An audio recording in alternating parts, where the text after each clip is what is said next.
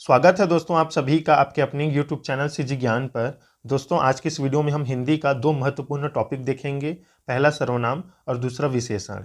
इससे पहले वाली वीडियो में हमने संज्ञा देखा है और लिंग देखा है, लेकिन आज की इस वीडियो में हम सर्वनाम और विशेषण देखेंगे, जो कि आपके लिए बहुत ही ज़्यादा इंपॉर्टेंट है क्योंकि यहाँ से प्रश्न बनता है दोस्तों। तो इसका सिद्धांत पहले पढ़ेंगे, बाद में हम अगले वीडियो में जो है इसका ऑब्जेक्टिव प्रश्न देखेंगे।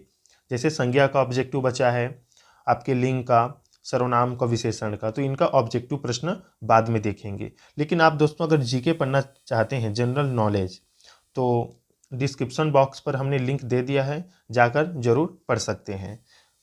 देखिए सर्वनाम क्या है ये पहले जान लेते हैं, इसकी परिभाषा क्या है।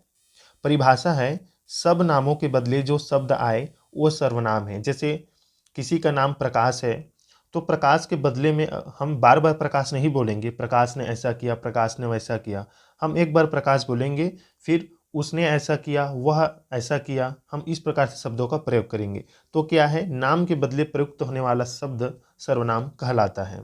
यानी संज्ञा के स्थान पर प्रयुक्त होने वाले शब्दों को सर्वनाम कहते हैं। जैसे मैं, तुम, हम, वे, आप आदि शब्द सर्वनाम है। देखिए सर्वनाम मतलब सर्व प्लस नाम का शाब्दिक अर्थ है सबका नाम। ये शब्द किसी व्यक्ति विशेष के द्वारा प्रयुक्त न होकर सबके द्वारा प्रयुक्त होते हैं तथा किसी एक का नाम न होकर सबका नाम होते हैं। मैं का प्रयोग सभी व्यक्ति के लिए करते हैं, अतः मैं किसी एक का नाम न होकर सबका नाम अर्थात सर्वनाम है। दोस्तों याद रखिएगा, नाम की जगह जो है प्रयुक्त होता है वही सर्वनाम होता है।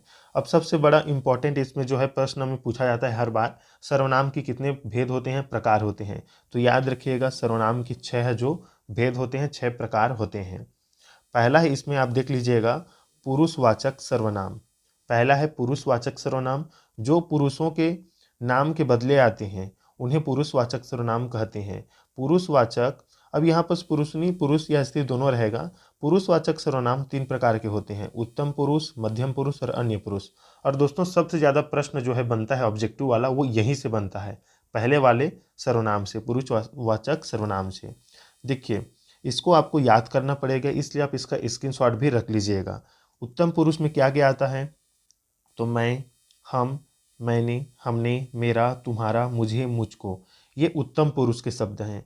मध्यम पुरुष में तू, तुम, तुमने, तुझे, तूने, तुम्हें, तुमको, तुमसे, आपने, आपको, ये मध्यम पुरुष का शब्द है। अन्य पुरुष में यह, वह, ये, वे, इन, उन, उनको आदि जो है इनमें शब्दों का प्रयोग होता है। तो ये पुरुषवाचक सर्वनाम है, आप इसे जो है इन शब्दों के माध्यम से पहचान सकते हैं।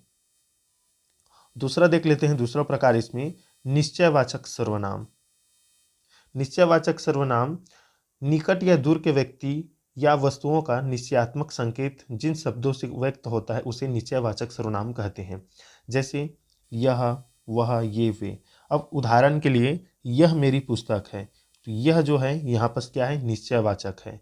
उसमें निश्चय है, मतलब कि ये मेरी ही पुस्तक है। वह उनकी मेज है, ये मेरे हथियार है, वे तुम्हारे आदमी हैं। तो ये जितने भी आगे में शब्द है ये जो है निश्चयवाचक सर्वनाम है, आपको इसे भी याद करना पड़ेगा, निश्चयवाचक सर्वनाम।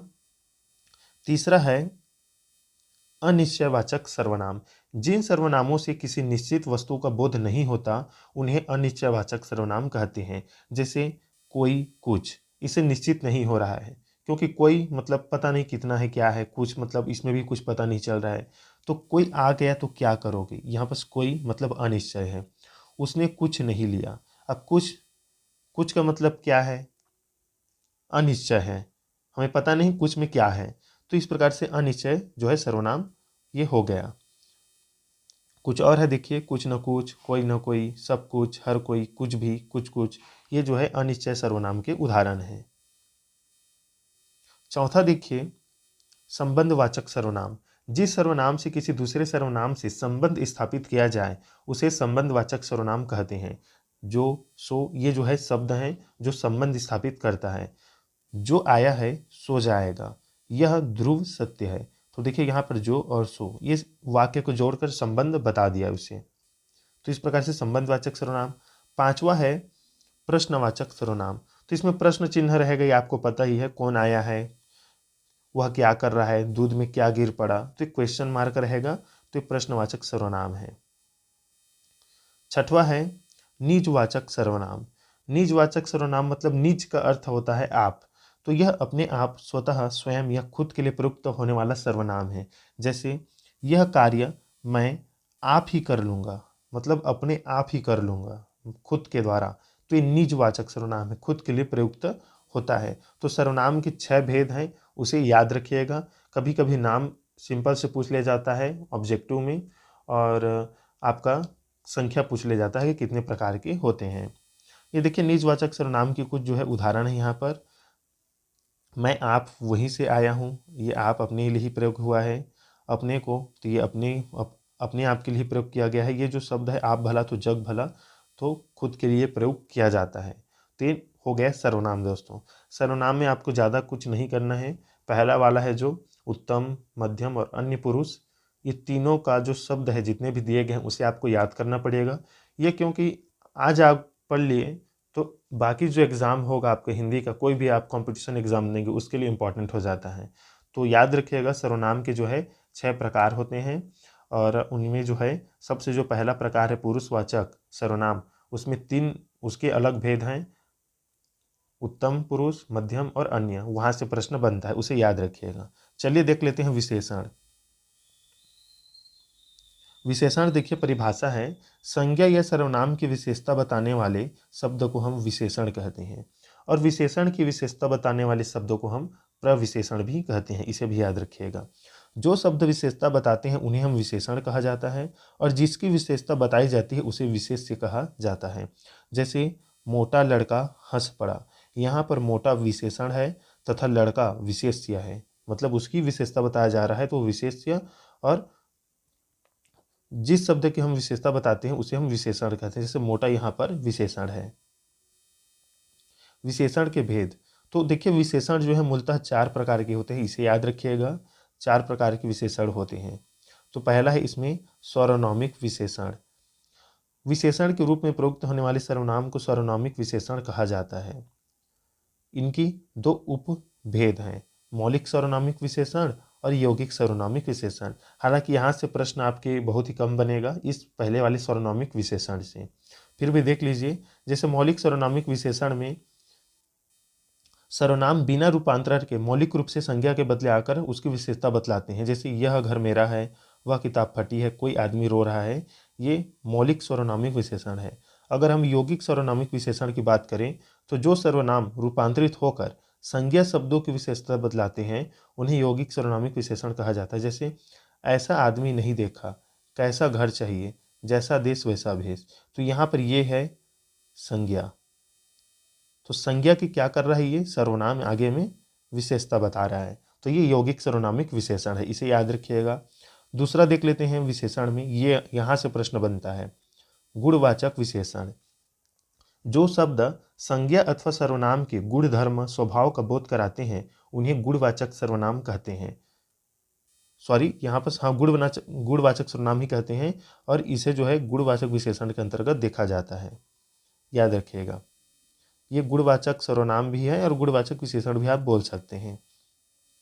जैसे देखिए कालबोधक, समय वाला, नया पुराना ताज़ा मौसमी प्राचीन, रंग बोधक, लाल पीला काला नीला बैंगनी, दशा बोधक, मोटा पतला युवा, गुण बोधक, अच्छा भला बुरा, आकार बोधक, गोल चकोर।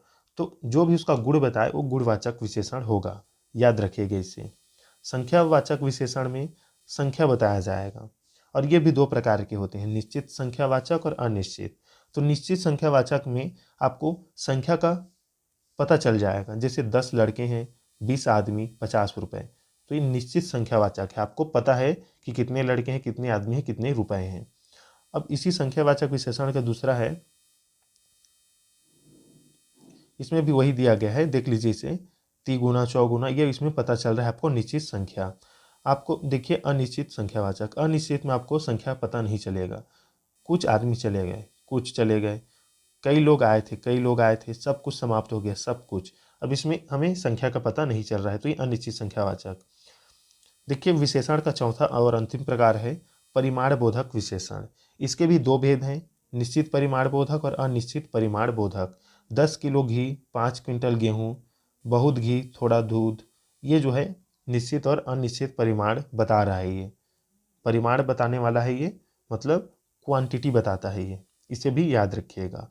अब थोड़ा सा देख लेते हैं प्रविशेषण दोस्तों। इसे एडवर्ब बोलते हैं।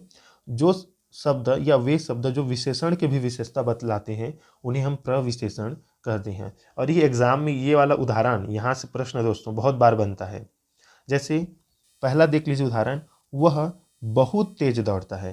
तो यहाँ पर तेज का मतलब भी हमें पता है कि बहुत ज़्यादा वो दौड़ रहा है, तेज है। तो यहाँ पर देखिए तेज के लिए भी और क्या प्रयुक्त किया गया है आगे में, बहुत।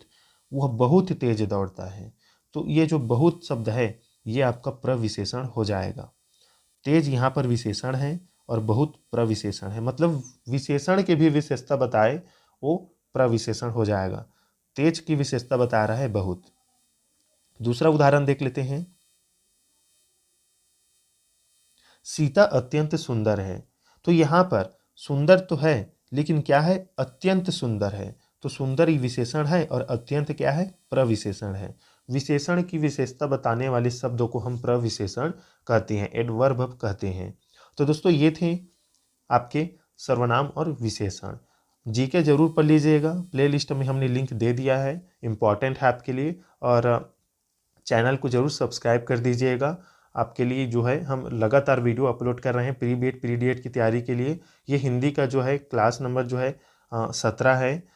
इससे पहले वाला वीडियो अगर आपने नहीं देखा तो ज़रूर जाकर देखिए। हमने लगभग सभी टॉपिक्स पर जो है वीडियो अपलोड कर रहे हैं। 1-2 दिन के अंतर में जो है सभी टॉपिक्स पर जो है वीडियो अपलोड हो रहा है। तो हमारे चैनल पर अगर आप जुड़े हैं तो चैनल से ज़रूर पढ़ाई करते रहिए।